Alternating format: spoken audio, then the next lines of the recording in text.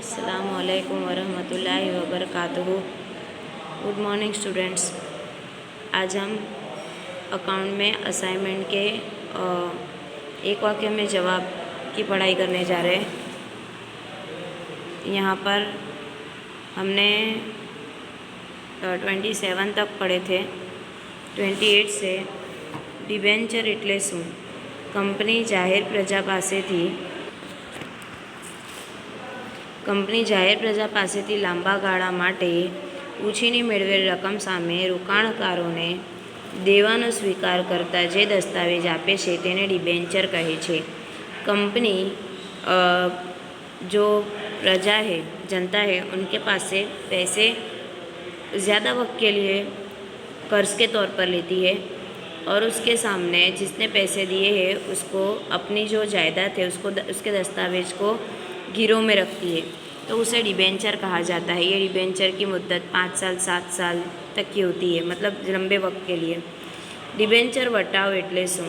Company પોતાના डिबेન્ચર તેની દાર્શનિક કિંમત કરતાં ઓછી કિંમતે બહાર પાડે ત્યારે જે રકમ ઓછી લેવામાં આવે છે તેને डिबेન્ચર વટાવ કહે છે। डिबेન્ચર पर छूट यानी डिस्काउंट। डिबेન્ચर की जो कीमत है, जैसे कि फ़र्ज़ करो 10 रुपये कीमत है, उसके बदले 8 रुपये 7 रुपये से डिबेન્ચર बाहर निकाले जाते हैं, तब जो छूट देनी पड़ती है उसे डिबेન્ચર વટાવ कहा जाता है।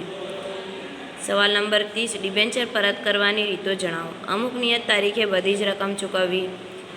डिबेન્ચર रिटर्न करने की कुछ मेथड है, या तो एक वक्त पर सारी की सारी रकम एक साथ चुका देनी, या तो हफ्ते से रकम चुकानी, खुला बाजार में पोताना डिबेન્ચર્સ खरीदीने, यानी बाजार में से अपने डिबेન્ચર होल्डर्स के पास से खरीद के उनको पैसा चुकाना, या तो फिर शेयर में ट्रांसफ़र करके। चारों तरीके से डिबेન્ચર परत कर सकते हैं। सवाल नंबर 31, नाણાકીય પત્રકો એટલે શું? નાણાકીય પત્રકો એટલે હિસાબી સમય પૂરો થતાં હિસાબોની પ્રક્રિયાને અંતે હિસાબી માહિતીને સંક્ષિપ્તમાં રજૂ करता पत्रकों। हिसाबी समय यानी पूरा साल 31 मार्च को जब ख़त्म होता है तब हिसाब किताब की सारी इंफॉर्मेशन मालूमात को संक्षिप्त का मतलब होता है टूक में बताने वाले पत्रक को नाણાકીય पत्रक कहा जाता है। आड़ू विश्लेषण એટલે શું? जुदा जुदा वर्षना नाણાકીય पत्रकों की तुलना करवामां आवे तेवा प्रकारना विश्लेषणने आड़ू विश्लेषण कहे छे।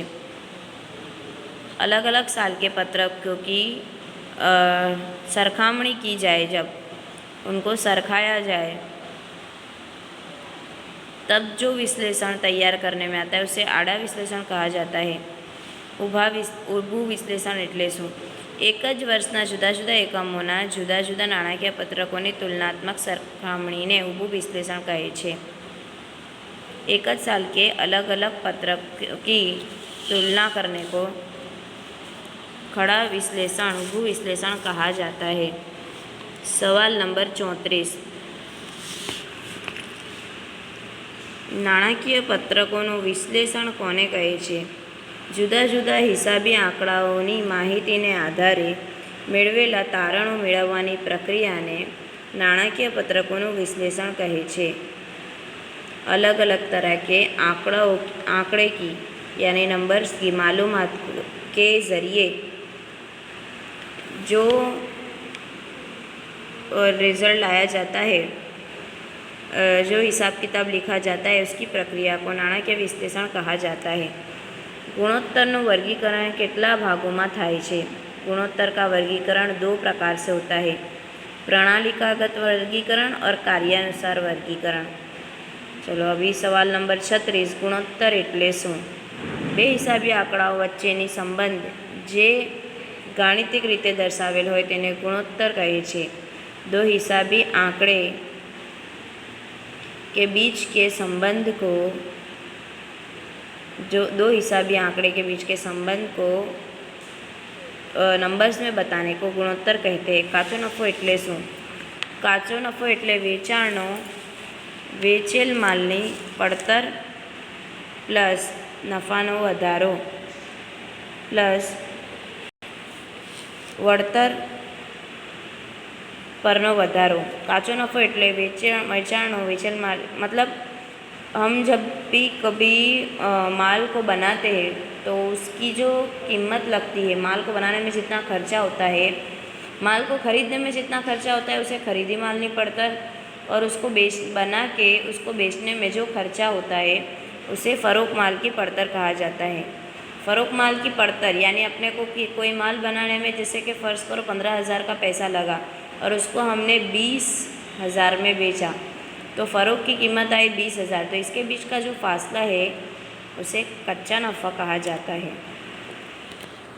व्याज आवरण गुणोत्तर શું દર્શાવે છે? વ્યાજ અને વેરા પહેલાંનો નફો અને લાંબા ગાળાના દેવા પર વ્યાજનો સંબંધ દર્શાવે છે। ब्याज आवरण गुणोत्तर किसे कहा जाता है?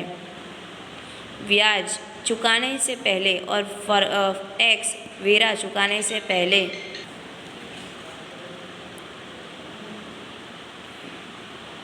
जो देवे पर जो ब्याज होता है उसका संबंध को ब्याज आवरण गुणोत्तर कहा जाता है। कार्यशील मूड़ी सूत्र जणावो। कार्यशील मूड़ी का सूत्र याद रखना है, ये एग्ज़ाम में पूछा जाता है। चालू मिलकतों माइनस चालू देवा। कामगीरीनी प्रवृत्तिओ एटले शुं? धंधानी उपजना सर्जननी मुख्य प्रवृत्तिओ। जे कामगीरी प्रवृत्तिओ एटले शुं? धंधानी उपजना सर्जननी मुख्य प्रवृत्तिओ जे रोकाण के नाણાકીય प्रवृत्तिओ नहीं। यानी कारोबार में से जो पैसे की बचत होती है, जो सरमाए में से नहीं निकलती, उसे नाણાકીય प्रवृत्ति, और जो नाણાકીय प्रवृत्ति नहीं है उसे कामगीरी प्रवृत्ति कहा जाता है। दलाली है, कमीशन है, सूद है, दलाली है, कमीशन है, छूट है, ये सब हमारी कामगीरी प्रवृत्ति की बचत है। रोकड़ प्रवाह पत्रक एटले शुं?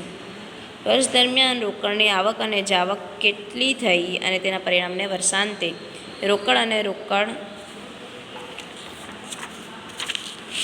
समकक्षनी सिलक दर्शावतुं पत्रक। यानी फ़रोख्त के नकद के आने और जाने का हिसाब किताब, तो और उसकी सिलक बताने के पत्रक को रोकड़ प्रवाह पत्रक कहा जाता है। अब सवाल नंबर 42।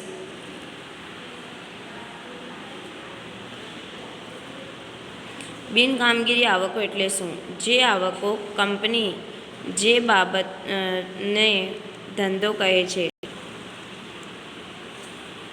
जे आवको कंपनी जे बाबतने धंधो करे छे तेमांथी उद्भवती न होय एटले के ते कामगीरी नफानो भाग बनती न होय तेने बिन कामगीरी आवको कहे छे।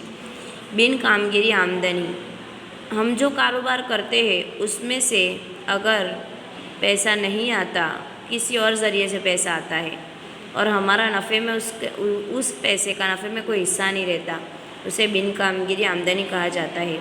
नाણાકીય ખર્ચાઓ એટલે શું? નાણાકીય ખર્ચાઓ એટલે મૂડીના વળતર પેટે ચૂકવવામાં આવતી રકમ।